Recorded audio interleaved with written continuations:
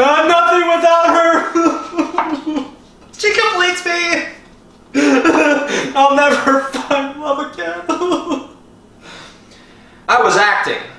So I've watched this video and I've learned how to get over a breakup, and we're starting with tips on how to overcome your breakup now.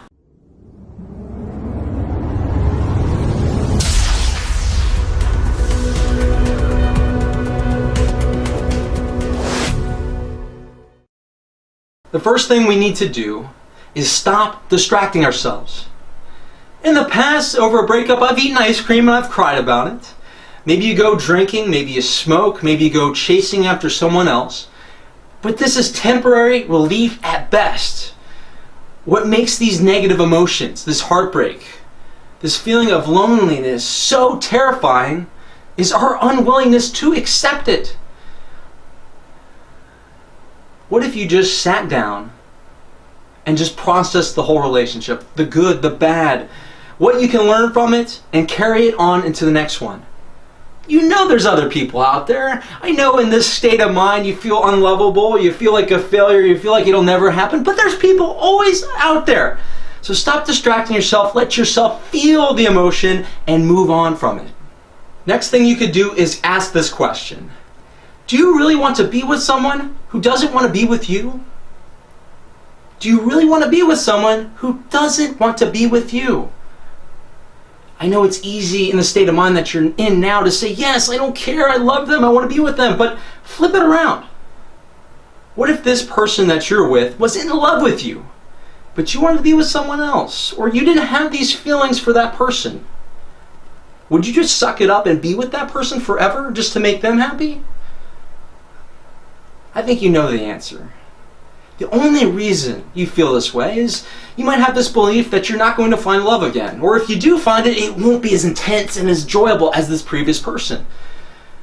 But that's a scarcity mindset. As long as you have a scarcity mindset, that's what you're going to attract in your life.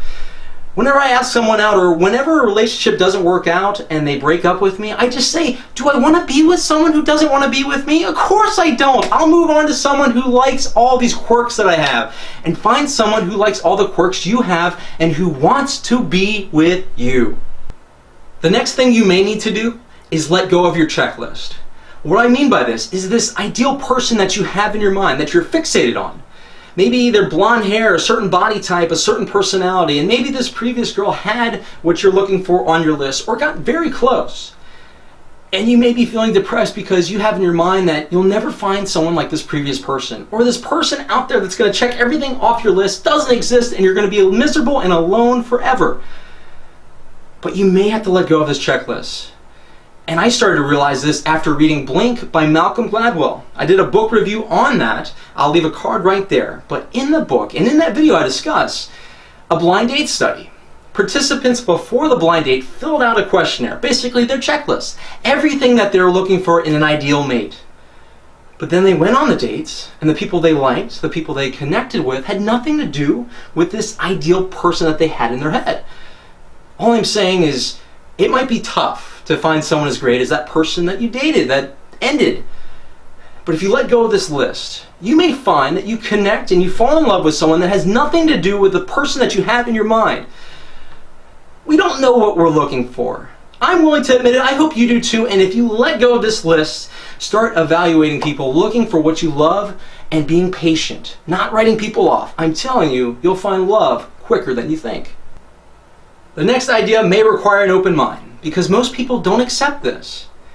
But Steve Aitchison says people change for two main reasons. Their minds have been open, or their hearts have been broken. Whenever you experience low moments in your life, this is the time to capitalize, because you'll often lead to an open mind that comes to new insights and new understandings. And that's definitely happened for me. You might carry this belief with you that says that someone out there completes you, someone out there is your better half, and as long as you are alone and you don't have them in your life, you can't fully be happy. Something's missing. What if you adopted a new belief that said, you're complete right now? If you're overweight, if you're alone, if you're not making the money you'd like to make, you're still complete now.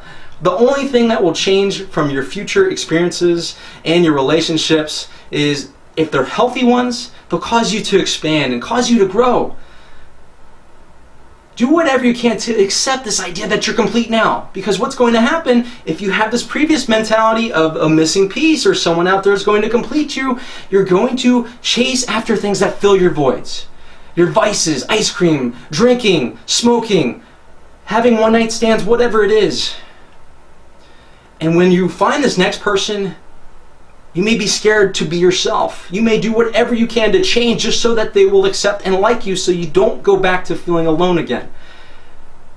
Let this go.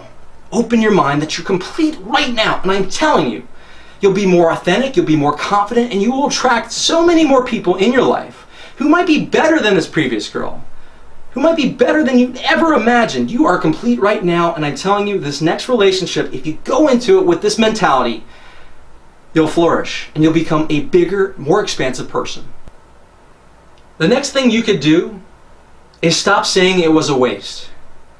I think just about everything in our life, we look at the ending, and if it ended poorly, we evaluate the whole and say it was a waste of time.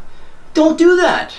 Because in this relationship, even though it's no longer a thing, I'm sure there were some great experiences. And I'm sure there were some heartbreaking experiences.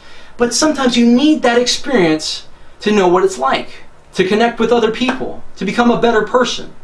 And I've made this mistake over the years. I've read hundreds of books, and I would listen to gurus and experts on how to live life, particularly relationships, but I wasn't experiencing it. I feel sometimes, even when it doesn't work out, even if you fall on your face, you might need to fall on your face to get back up, to become a better person, to learn from the experience, so that the next relationship can flourish. It wasn't a waste. It was not a waste.